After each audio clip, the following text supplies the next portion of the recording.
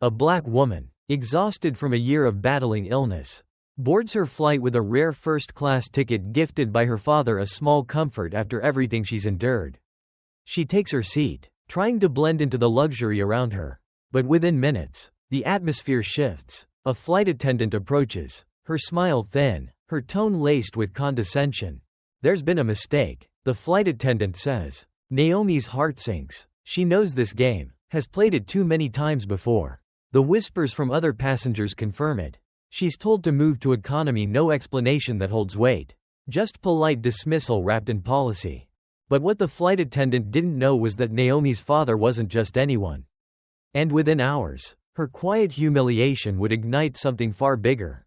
What happened next left the entire airline scrambling, and the flight attendant facing consequences no one expected. Stay with me because this story is one you need to hear. Before we dive in, let me know where you're watching from.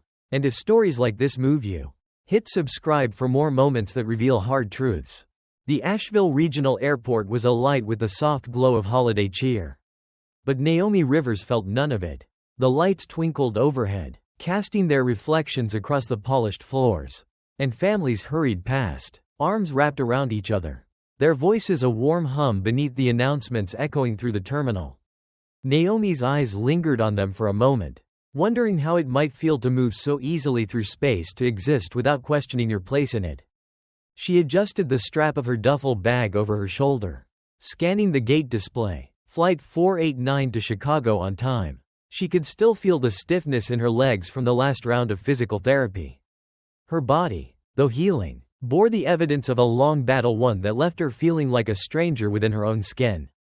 The first-class ticket in her pocket was meant to be a gift. Her father's way of easing her return to normalcy. Though Naomi was beginning to doubt there was such a thing. A little comfort for once. "Sweetheart, you deserve it," he had said, pressing the ticket into her hand with that earnest expression of his. The one that brooked no argument. But now, standing at the gate, Naomi felt the weight of eyes that weren't even looking at her. That was the thing about being black in America. Sometimes it wasn't what people said but what they didn't. How their gaze skimmed past you or landed on you just long enough to make you feel it. She pulled her coat tighter, as if the fabric might offer some protection against the creeping sense of not belonging. Boarding for first-class passengers now. The gate agent's voice was bright, rehearsed, the kind that could talk you into believing the world was a fair place. Naomi hesitated for a fraction of a second before stepping forward. The agent scanned her ticket without so much as a glance. The wait Naomi had expected, the questioning look. The subtle pause never came. It should have been a relief. Instead, she felt something else, something quieter but no less familiar. A tension she had carried all her life. The kind that had nothing to do with the luggage slung over her shoulder. As she walked down the jet bridge, Naomi let out a breath, feeling foolish for being so on edge. Maybe this won't be so bad. The first-class cabin was nearly empty when she entered. The leather seats stretched wide, the overhead compartments nearly bare. Naomi took her seat by the window. Placing her bag carefully above, she sank into the plush seat, allowing herself to exhale slowly. But the peace was short-lived. Across the aisle, a woman leaned toward her husband, speaking softly. Her gaze flicked briefly toward Naomi before darting away. The man lowered his newspaper slightly, just enough to peer at her over the rim. Naomi pretended not to notice, turning her attention to the view outside the window.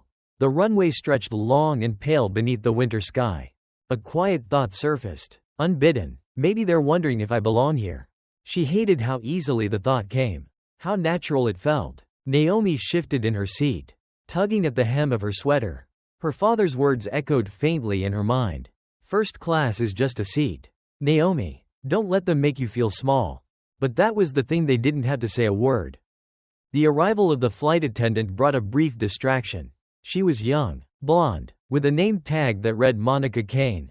Monica smiled, but it was the kind of smile Naomi recognized.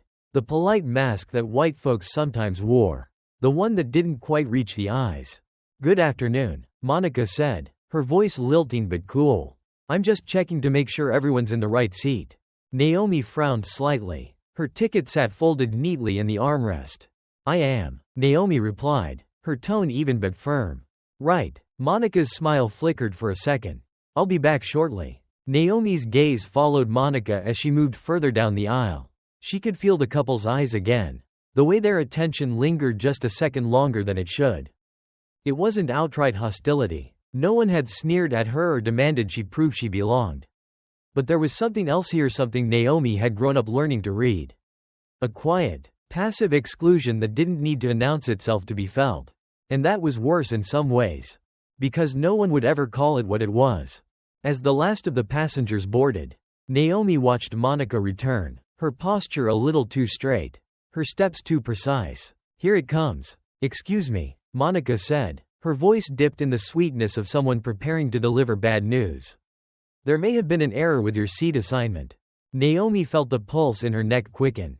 No mistake, Naomi said, holding up her ticket. I'm in 3A, first class. Monica's eyes narrowed just slightly. And then the smile returned, but this time, it felt thinner. I see, Monica said, but the tone carried a quiet disbelief. Naomi wanted to laugh at the absurdity of it. What did she think, that I snuck into first class? Monica opened her mouth to say more. But a man's voice interrupted from 2 rows ahead. She's got a ticket, he said, his tone flat. Let her stay. The cabin hushed. Monica's cheeks flushed, but she masked it quickly, offering a tight-lipped smile. I'll confirm with the front, she said, turning briskly toward the galley. Naomi sat back in her seat, swallowing the knot of anger rising in her throat. She didn't say thank you to the man who spoke up. She didn't owe him that. Outside the window, the sky had darkened. The plane's engines began to hum beneath the floor. But Naomi felt none of the comfort she thought this seat might bring. The engines purred steadily as the plane taxied down the runway. But inside Naomi Rivers, the tension coiled tighter. She pressed her hand lightly against her thigh, a habit she'd picked up whenever her nerves got the best of her. She could feel the fabric of her jeans beneath her palm, grounding her, reminding her she wasn't imagining things. She wasn't imagining the lingering glances. The couple across the aisle, the ones who had exchanged whispers when she sat down, were now busy pretending Naomi wasn't there at all. The man's nose was buried deep in his newspaper, but the stiffness in his shoulders betrayed him. His wife tapped a manicured finger rhythmically against the tray table, glancing Naomi's way every few minutes as if to confirm she was still there. Naomi turned her gaze back to the window, watching the tarmac roll by beneath the orange glow of fading sunlight. The first-class cabin had fallen into a quiet hum, but the absence of words was its own form of noise, a silence that spoke volumes. She thought of her father then, his voice steady as he had handed her the ticket. You belong wherever you sit, Naomi. Don't let them tell you otherwise. But no one was telling her anything. That was the insidious thing about this brand of exclusion. There were no pointed fingers, no raised voices, just the slow erosion of comfort, like a steady drip of water wearing down stone. The seatbelt light flickered off, and Monica Kane returned, this time with a tray of drinks balanced expertly in her hands. Naomi watched as she served the couple first, leaning in with a little more warmth than necessary. The woman laughed softly at something Monica said, her voice low but audible. And then Monica stopped at Naomi's row. Would you care for something to drink? She asked. But the smile she wore was thin and stretched too tight. Water's fine, Naomi replied, keeping her tone neutral. The glass appeared with a clink against her tray table.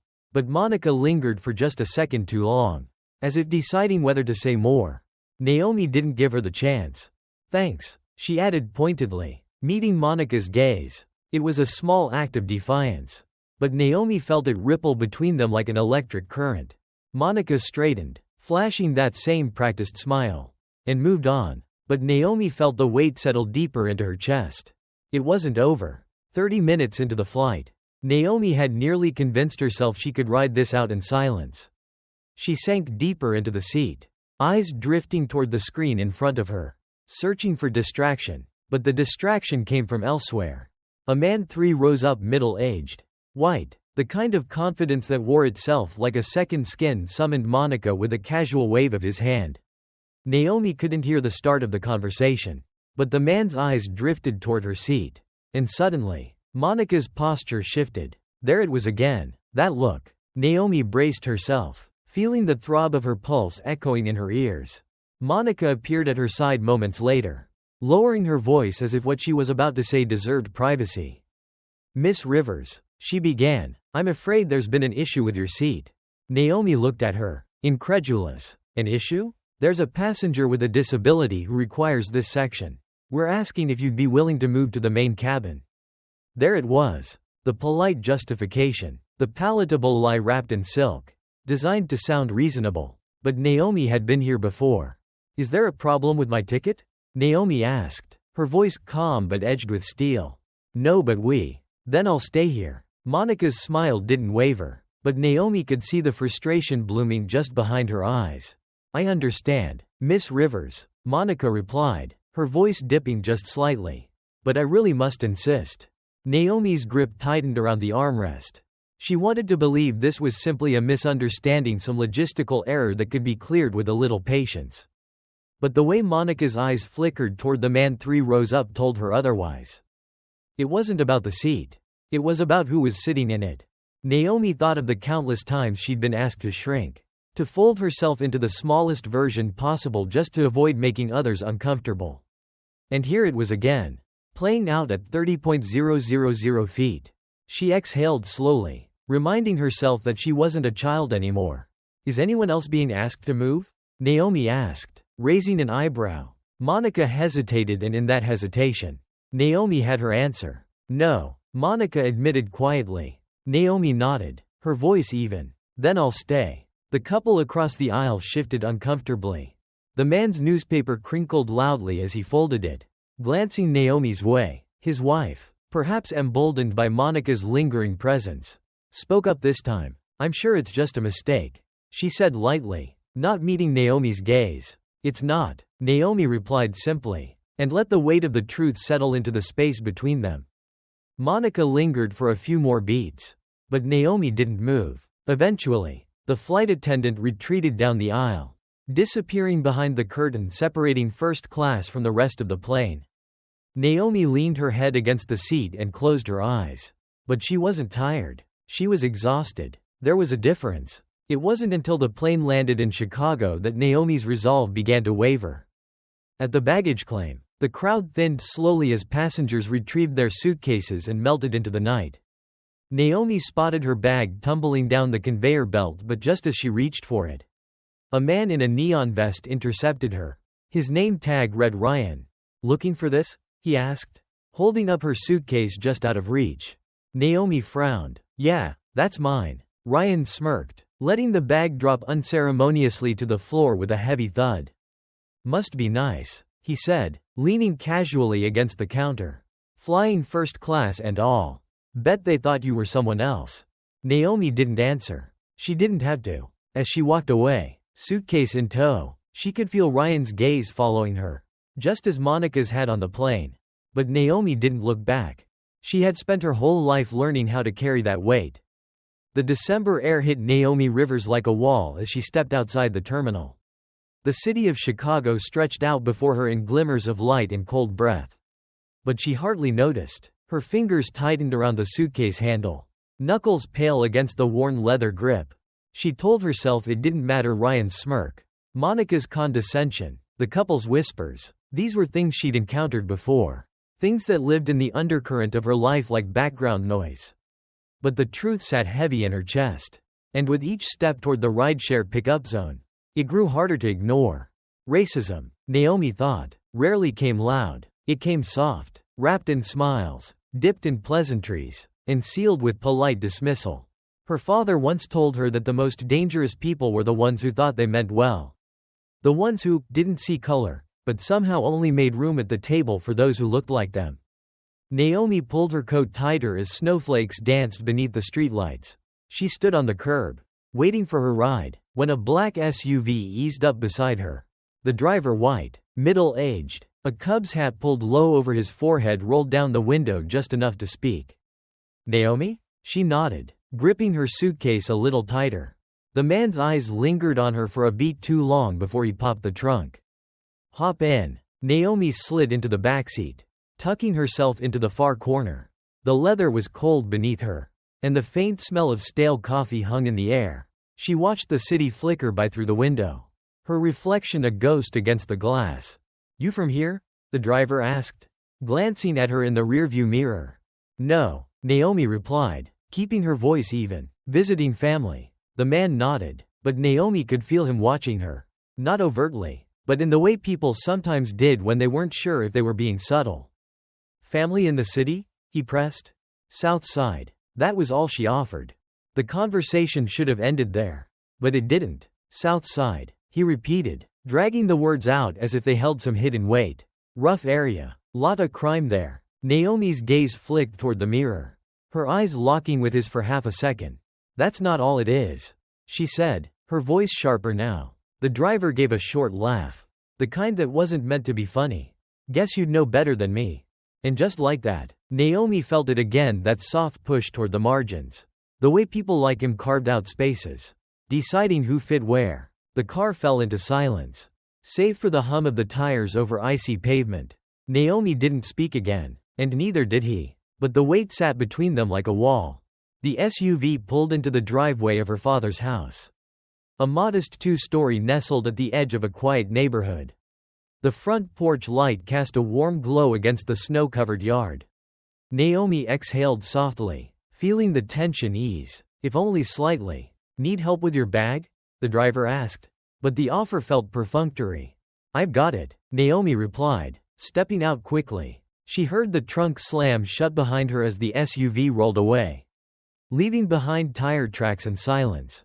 Her father, David Rivers, stood at the door, his graying hair haloed by the porch light. His eyes softened the moment they met hers. Naomi, he called, stepping down the porch steps with open arms. Naomi let herself lean into him. Just for a moment. You made it, he said, pulling back to study her face. His gaze lingered, as if he could see past the smile she forced. I made it, she echoed, brushing snow from her sleeve.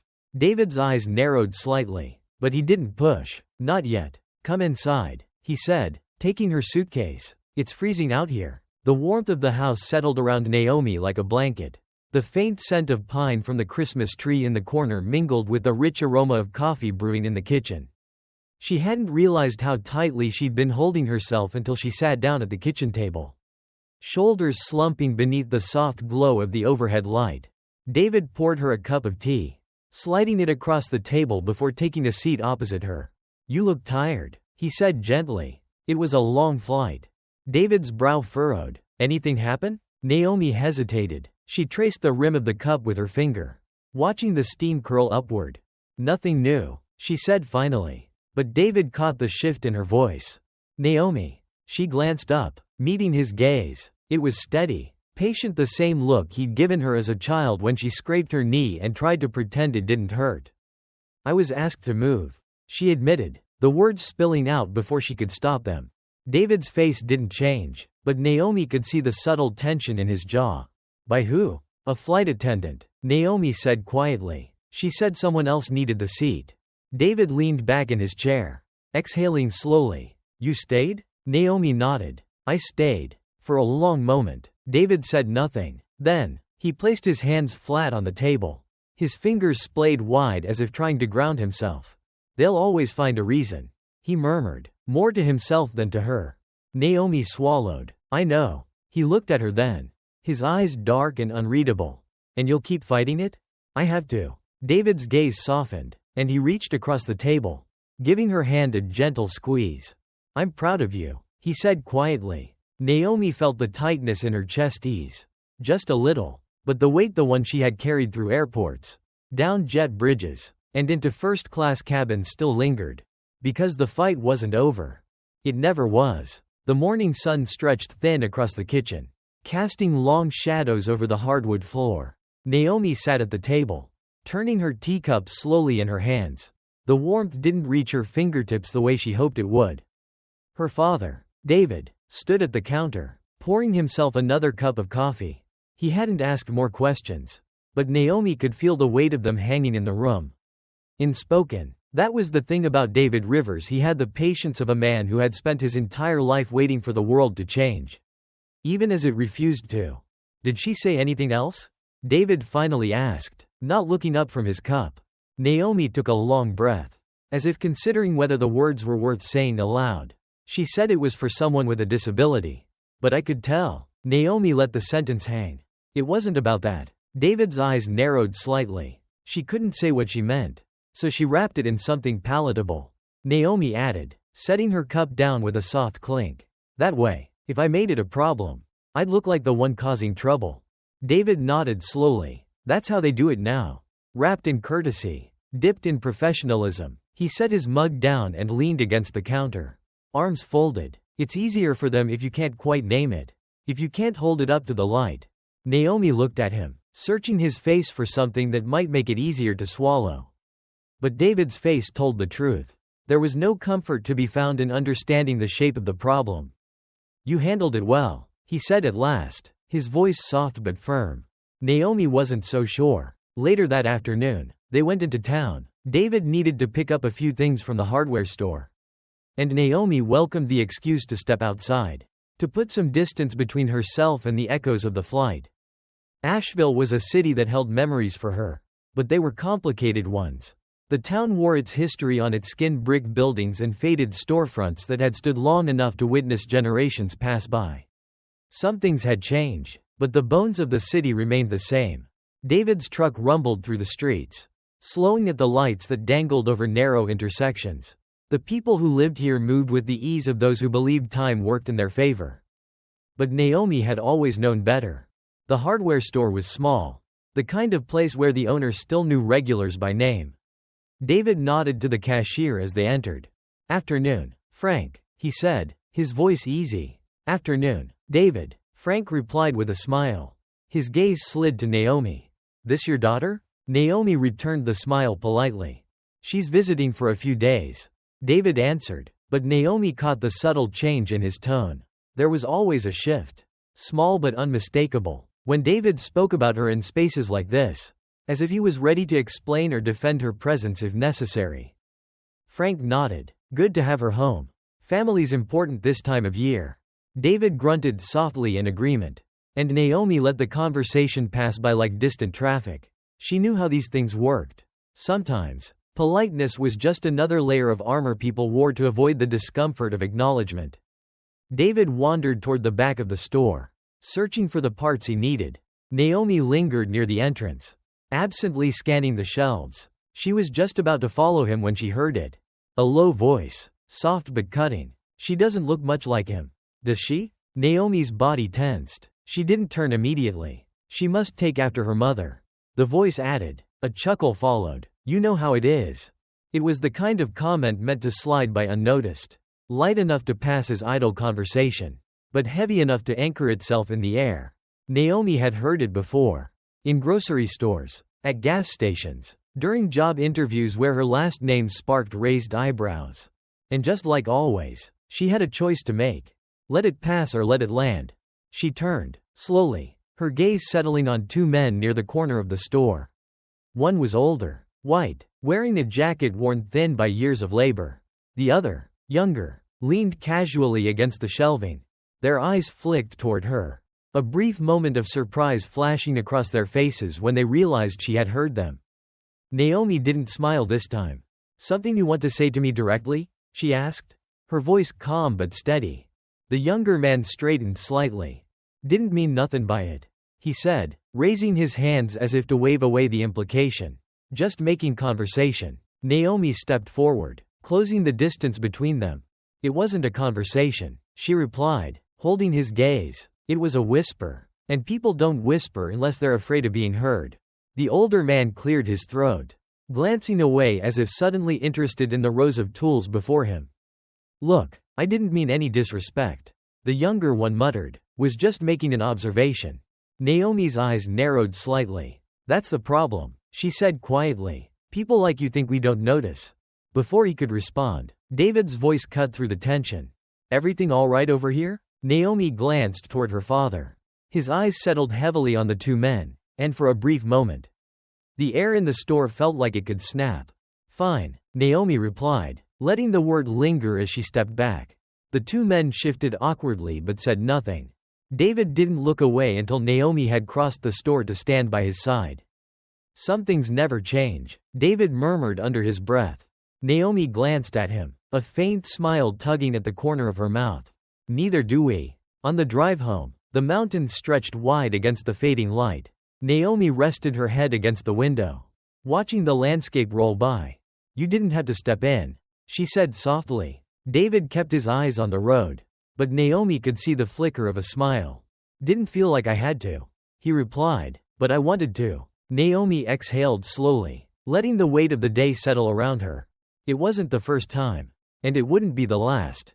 But at least, she thought, she wasn't alone in it. The snow came quietly overnight, layering the streets of Asheville in a thin veil of white by morning. Naomi Rivers stood by the window, watching the faint outlines of her father's footprints stretch across the yard. Each step crisp and deliberate, leading from the porch to the mailbox and back again. It was a Saturday, the kind of morning that should have been wrapped in ease and stillness. But Naomi felt it, restlessness curling beneath her skin like smoke with no fire to explain it. Her father had left early to run errands, leaving her with the house and the quiet.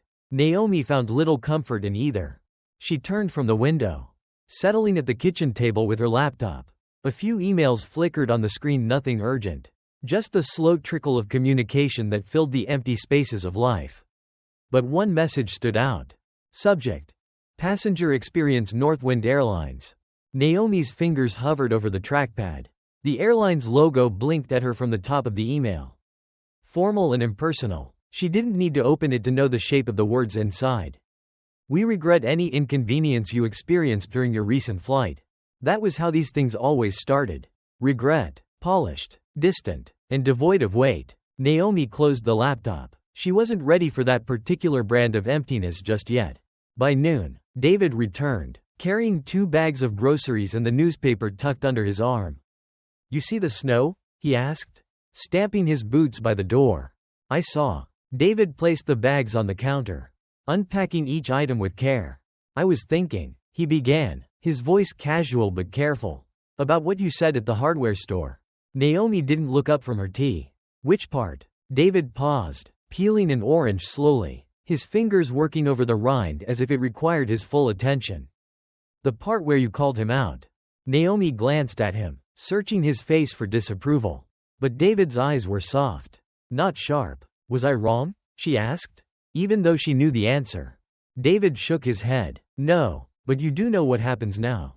Naomi frowned slightly. "What do you mean?" David leaned against the counter, folding his arms. "There's an unspoken rule," he said quietly. "You speak too loud, even if it's the truth. And suddenly you become the problem. Not the one who started it. The one who refuses to let it go." Naomi met his gaze, a flicker of recognition passing between them. "You're saying I should have let it slide." "I'm saying," David replied, his voice steady, "that you have to choose your battles carefully. Not because you're wrong, but because the cost isn't the same for you as it is for them." Naomi sighed, leaning back in her chair. "That's exhausting," she muttered. David chuckled softly. "It always has been." Later that afternoon, Naomi decided to clear her head. She slipped on her coat, the cold biting at her skin as she stepped outside. The snow crunched softly beneath her boots as she walked the familiar route toward town. Asheville looked different under the pale sky. Quieter somehow, as if the snow muffled not just sound but the sharpness of the world itself. She found herself at the local cafe, a small corner shop where the bell above the door chimed softly as she entered. It wasn't busy, just a few scattered patrons, their conversations low and unhurried. Naomi ordered a coffee and found a seat by the window. But as she sat there, stirring cream into her cup, she noticed the shift. Across the room, 2 men sat at a small table. One of them, the younger of the 2, glanced in her direction, leaning in to whisper something to his companion. Naomi didn't catch the words, but she knew that look. She'd seen it at airports, in boardrooms, on sidewalks. It was the look that asked without asking, "What is she doing here?" Naomi lifted her coffee, taking a slow sip. It would have been easy to ignore it, to let the glance pass like all the others. But Naomi was tired of being easy. "Is there something you need?" she asked, loud enough for both of them to hear. The younger man stiffened, his eyes widening for a split second before narrowing.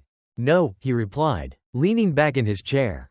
"Just talking." "Good," Naomi said evenly, "because I'm just sitting." His companion, a man with graying hair and the air of someone accustomed to letting things slide, chuckled softly, but not unkindly. "She's sharp." The older man said, "Leave her be." The younger man said nothing more. But Naomi could feel his eyes linger for a moment longer before turning away. By the time Naomi returned home, the sun was beginning to dip behind the mountains, casting long shadows over the snow. David was in the living room, reading the newspaper. He glanced up as she entered, noting the flush on her cheeks. "Everything all right?" he asked. Naomi shrugged, peeling off her coat. "Someone looked at me funny at the cafe," she said casually. David lowered the paper. "And what did you do?" "I asked him if he needed something." David smiled faintly, the corners of his mouth tugging upward. "You're more like your mother than you realize," he said, folding the paper across his lap. Naomi sank into the chair opposite him, pulling her legs up beneath her. Was she like this too? David's eyes softened, as if he was seeing something distant and close all at once. She had a way of making people look at themselves when they'd rather not. He said, "Didn't always win her friends. But it kept her honest." Naomi let that sit for a moment. "I guess I don't know how to be any other way," she admitted. David nodded, setting the paper aside. "Good," he said simply, "because the world doesn't change unless someone makes it uncomfortable." Naomi watched the fire flicker in the hearth, her father's words settling somewhere deep in her chest. She wasn't sure if the world would ever be ready for that kind of discomfort. But she wasn't sure it mattered anymore. The day after the cafe incident, the snow began to melt, leaving behind thin rivers that cut through the sidewalks and pooled in the dips of the road. The sky hung low and gray, as if it were bracing for something Naomi Rivers couldn't name. She sat on the porch that morning, the worn steps creaking beneath her weight, while David stood in the yard, arms crossed, gazing out at the trees. "You remember that time I brought home the stray dog?"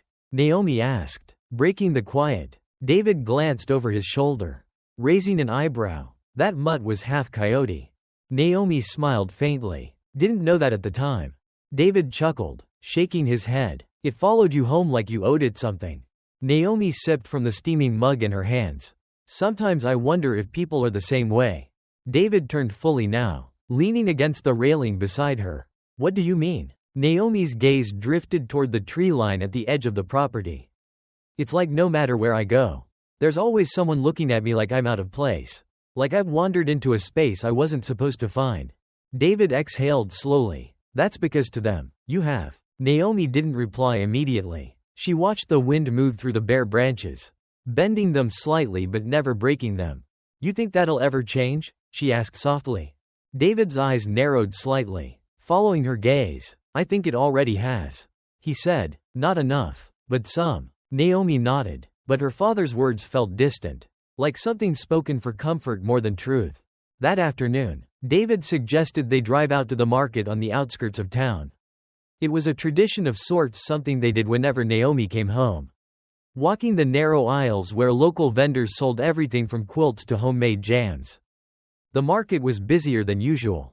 Clusters of people moving between the stands with easy familiarity. Naomi could feel the eyes before she saw them. Not all of them, just a few. Lingering in the way that people watched things they didn't quite understand. She stayed close to David, letting his presence anchor her. But even as they wandered from stall to stall, Naomi felt something tugging at the back of her mind, a quiet reminder that spaces like this were never as simple as they seemed. David paused at a stand selling old records, thumbing through the collection while Naomi wandered a few feet ahead, stopping in front of a table filled with hand-woven scarves. "Those are beautiful, aren't they?" Naomi glanced up, meeting the eyes of the woman behind the stand. She was older, with short, silver hair and a soft, weathered face. "They are," Naomi replied, running her fingers lightly over the fabric. The woman smiled, but Naomi caught the subtle flicker of something behind her eyes, a curiosity that didn't feel entirely innocent. "Not from around here, are you?" the woman asked, her tone friendly enough to mask the edges beneath it. Naomi's hand stilled. "I grew up here," she said simply. The woman's smile faltered, if only for a second. "Ah," she said, nodding as if that explained something. "I just hadn't seen you before." Naomi offered a tight smile. Stepping back slightly, she could feel the weight of the conversation tilting, threatening to slide into that familiar space where politeness met quiet exclusion. David must have noticed, because he appeared at her side not long after. His presence, solid and steady, seemed to shift the air around them. Everything all right? He asked, his voice low but firm. Naomi nodded, not trusting herself to say more. As they walked away from the stand, David leaned in. What did she say? Naomi's jaw tightened. Nothing, she replied. And that's the problem. By the time they returned home, the sky had darkened, the weight of snow hanging just above the clouds. Naomi slipped off her coat, draping it over the banister before sinking onto the couch. David sat in his chair across from her, flipping through the newspaper, but Naomi could tell he was only half reading. You all right? He asked eventually. Naomi hesitated. I just thought, after all these years, it would feel different. David lowered the paper, folding it neatly across his lap. Different how? Naomi struggled to find the words. Like maybe I wouldn't have to keep proving I belong everywhere I go. David's eyes softened, but there was something else there, something heavier. Like a lesson he wished he didn't have to teach. Naomi, he said quietly, I've been proving that my whole life. And I'll probably keep proving it long after you've gone back to Chicago. Naomi exhaled, rubbing her palms over her knees. But let me tell you something, David added, leaning forward slightly. The difference between now and when I was your age is that we don't stay quiet anymore. We used to swallow it. Pretend it didn't bother us. Because we thought silence kept us safe. Naomi looked at him. And now? She asked. David's gaze was steady. Now we make them uncomfortable. Because if they're comfortable, they'll never change. Naomi let that settle in the room, the truth of it wrapping around her like a second skin. And for the first time in a long while, she felt something close to hope. The wind shifted that night, brushing against the house in long, deliberate strokes. Naomi Rivers lay awake, listening to the creak of the old wooden beams as if the house itself had something to say but didn't know how to say it. It was always like this when she came home, as if the walls remembered everything she tried to forget. The weight of old conversations hung in the corners like dust no one had bothered to sweep away. Naomi rose quietly, pulling a blanket around her shoulders as she made her way downstairs. The house was dark except for the faint orange glow of the streetlight spilling through the window. David was already there. He sat in his armchair, legs stretched out, the glow from his laptop flickering across his face. He didn't turn when Naomi entered. Couldn't sleep? He asked, his eyes still fixed on the screen. Naomi shook her head, settling into the couch across from him. I think it's the quiet, she said softly. It's louder than I remember. David chuckled under his breath. It always is. Naomi watched him for a moment, the lines around his eyes deeper than she remembered. It struck her then how much of himself he had poured into keeping this house, this life standing. You know, David said, closing the laptop and setting it aside. When I was your age, I thought if I worked hard enough, I'd outgrow this. Naomi glanced at him, curious. Outgrow what? David gestured vaguely to the room, to the town, to the air around them. The feeling, like I was carrying something no one else could see. Naomi's eyes softened. Did you? David's gaze lingered on the window, watching the snow fall gently against the glass. No, he admitted, but I learned to hold it differently. Naomi let the silence stretch between them. She remembered being a child, watching her father navigate the world with a quiet dignity that often felt like armor. How he smiled politely at the hardware store, nodded at the bank teller, held doors open for people who rarely held them for him. It wasn't submission, it was survival. But now, Naomi wondered if that survival had come at a cost. The next morning, the snow had thickened overnight, blanketing the neighborhood in soft white. Naomi joined David at the breakfast table, the warmth of the kitchen a quiet reprieve from the cold world just beyond the windows. David's phone buzzed against the table. He glanced at the screen but didn't answer. Who was it? Naomi asked, sipping her coffee. Frank, David replied, from the hardware store. Naomi arched an eyebrow. What does he want? David smirked slightly. Probably to check in. Small-town folks never let a little tension stay buried too long. They always find a way to smooth it over, not because they're sorry, but because they want things to feel normal again. Naomi set her mug down carefully. But normal for who? David's smile faded. Exactly. Later that day, Naomi decided to clear the driveway. The snow had piled up along the edges, and she figured the task might clear her mind as much as the path. She was halfway through when she noticed the car pull up to the curb.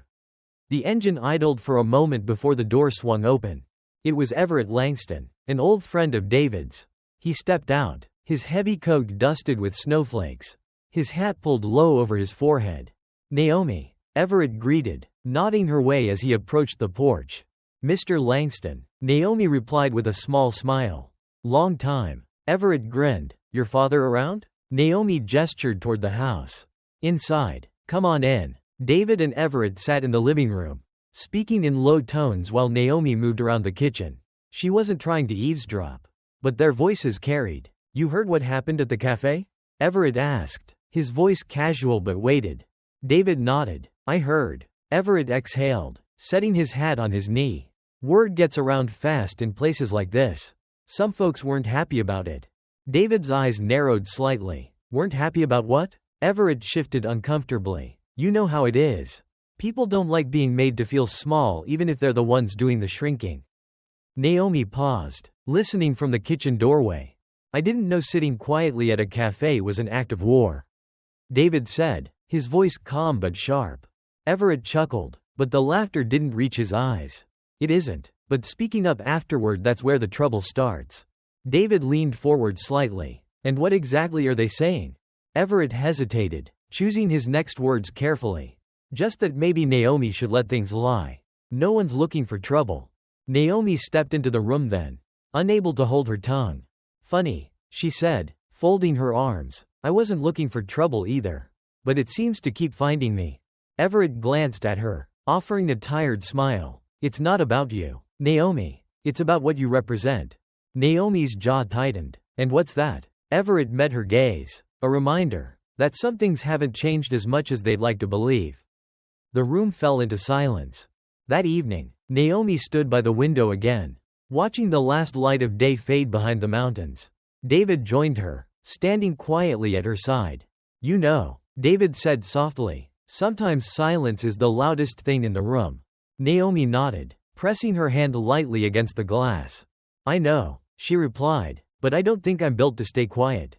David smiled faintly. "Neither was your mother." Naomi's lips curved upward, but the weight of Everett's words still sat in her chest. "You think this town will ever get used to us?" she asked. David's gaze drifted beyond the yard, as if searching for something just beyond the horizon. "No," he said simply. "But maybe that's the point." The snow had started again by morning, falling in slow, deliberate flakes that seemed in no hurry to reach the ground. Naomi Rivers stood by the kitchen window, watching the thin layer gather along the edges of the porch, swallowing the footprints she and David had left the day before. David sat at the table, turning the newspaper in his hands though he hadn't read a word. His coffee had long gone cold. The house felt heavier, as if the walls had thickened overnight, pressing closer. Naomi knew that weight. She'd carried it herself. She could still hear Everett Langston's voice from the day before, his words hanging like smoke that refused to clear. "No one's looking for trouble." But trouble didn't need to be looked for. Not if you were the one it was searching for. David finally spoke, his voice cutting through the stillness. "You're thinking too loud again." Naomi smiled faintly. "I get it, honest." David folded the newspaper, setting it aside. "You going to that cafe today?" Naomi considered the question. It wasn't really about the cafe. Not exactly. It was about something deeper. Something that sat beneath the skin of places like Asheville, a reminder that belonging wasn't simply given. It had to be claimed. "Yeah," she said softly. "I think I will." David met her gaze, his eyes steady. "Then don't let them shrink you." The cafe was quiet when Naomi stepped inside, the bell above the door chiming softly. She pulled off her gloves, brushing the snow from her coat as she glanced around. The same two men from before were there, sitting at the same table. The younger one, the one who had whispered just loud enough for her to hear, caught her eye immediately. His face stiffened for half a second before he leaned in, speaking low to his companion. Naomi didn't look away. She let the moment stretch until he was forced to glance down at his cup. That was the thing about people like him, they always folded under the weight of their own discomfort. Naomi walked to the counter, ordering a coffee, then took a seat by the window. She didn't sit at the edges, didn't curl into the corners. She took up space. She could feel them watching, but Naomi refused to let it sit under her skin. Her father's words echoed in her head. "Don't let them shrink you." The door opened 10 minutes later, and Naomi glanced up just as Everett Langston walked in. His eyes caught hers, and for a moment, There was hesitation in his step, as if he wasn't sure whether to approach her or let things lie.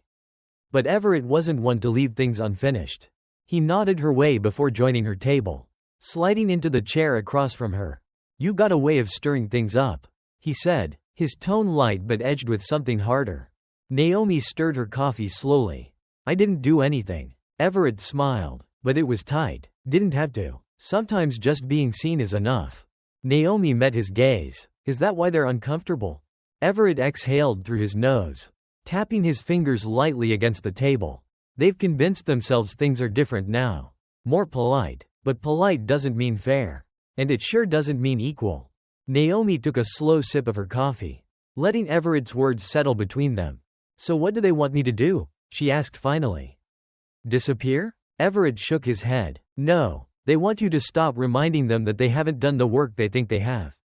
Naomi's lips pressed into a thin line. She glanced across the room at the two men. The younger one caught her eye again. But this time, he looked away faster. "I'm not leaving," Naomi said quietly, more to herself than to Everett. Everett smiled, this time with something closer to pride. "I didn't think you would." As she walked home that afternoon, the snow continued to fall, softening the edges of the world. The weight that had followed Naomi since she landed in Asheville felt lighter somehow. But she knew this wasn't the end. The thing about people who didn't believe they were part of the problem was that they rarely saw the problem at all. Naomi thought of her father. How he had spent his whole life holding the world together with quiet defiance. How he had learned to survive by not making too much noise, by being careful where he stood. But Naomi wasn't built the same way. She didn't want to survive quietly. She wanted to live loud enough to be heard. When she reached the front steps of her father's house, David was there, leaning against the porch railing. "You all right?" he asked, his voice calm. Naomi smiled softly, the cold biting at her cheeks. "Yeah," she said, "I think I am." David nodded, his eyes lingering on her for a moment longer. "Good," he said, "because I think this town's about to learn what happens when a Rivers woman decides to stand her ground." Naomi laughed, the sound warm against the cold air. And as the snow fell around them, she felt something shift, not in the world, but in herself. It wasn't justice. Not yet. But it was a start.